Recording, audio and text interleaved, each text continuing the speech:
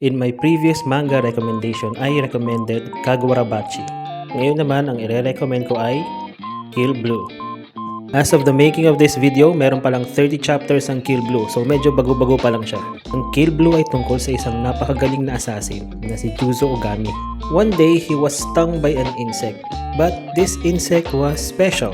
After siyang masting, nagbago ang kanyang anyo. Naging mas bata si Juzo. Despite this, binigyan pa rin siya ng misyon ng nakatataas sa kanya. At yan ay maging middle school student ng isang private school. Gusto kasing ma-screen ng boss yung school na yon dahil yung anak niyang babae ay papasok ng middle school sa susunod na taon. Aayaw sana si Juzo, kaya lang nung sinabing babayaran siya, tinanggap din niya ang misyon. At dahil hindi naman nakapagtapos ng elementary si Juzo, unti-unti niyang nalalaman na gustong-gusto pala niya yung nag-aaral.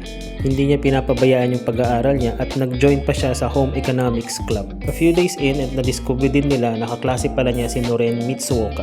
Si Noren Mitsuoka ang anak ng may-ari ng Mitsuoka Pharmaceuticals. Ang Mitsuoka Pharmaceuticals naman ang kumpanya na gumawa dun sa insekto na nakadali kay Juzo. Kaya naging pangalawang misyon niya ang maging close kay Noren Mitsuoka. And that is pretty much the premise of Kill Blue. And so far, it's been giving me Katekyo Hitman Reborn vibes. Very similar. Similar vibes hindi same story. So if you wanna give it a read, you know the drill.